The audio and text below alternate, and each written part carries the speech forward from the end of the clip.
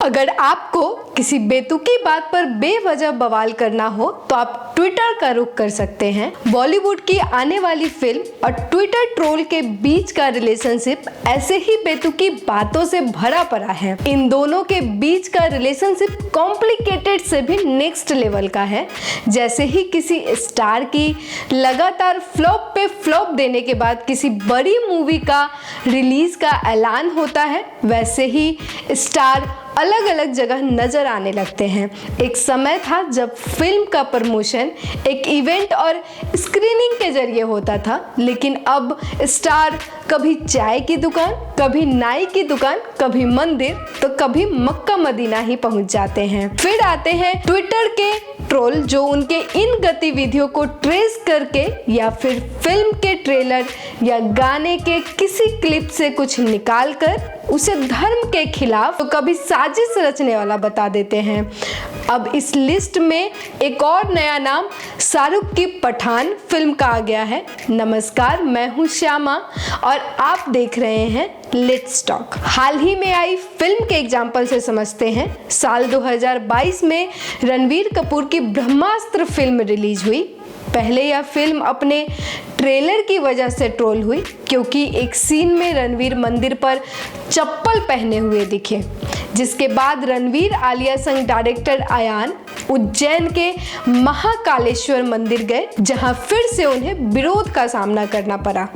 पूरी तरह से हिंदू मैथोलॉजी और फिक्शन से बनी फिल्म का भी ट्रोल ये हाल कर देते हैं। सुशांत सिंह की मौत के बाद से ही आ रही सभी बॉलीवुड फिल्मों की कुछ यही कहानी है। अब 12 दिसंबर को शाहरुख दीपिका की फिल्म पठान का गाना बेशरम रंग रिलीज हुआ।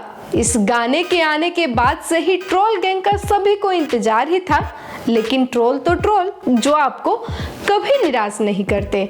इस गाने के एक सीन में दीपिका और शाहरुख एक पोज में है, जिसमें दीपिका ने कुछ हल्के भगवा रंग के ड्रेस में है और गाने का नाम बेशरम रंग है।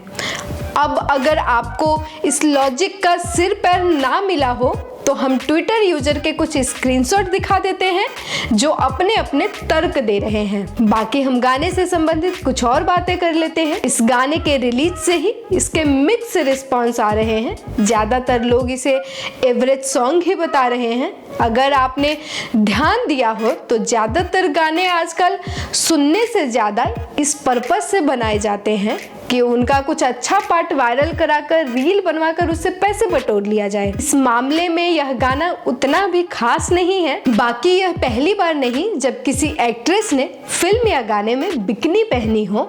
समय समय पर बॉलीवुड की ओर से आने वाले गानों में महिलाओं के ऑब्जेक्टिफिकेशन करने पर सवाल उठे हैं, जो एक सार्थक बहस भी है।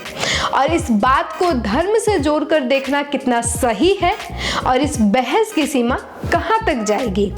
फिर महिलाओं के कपड़े पर सवाल उठाना और महिलाओं के कपड़ों को लेकर अपनी मर्जी का क्या। इस मुद्दे पर आप अपनी राय हमें कमेंट में बताएं।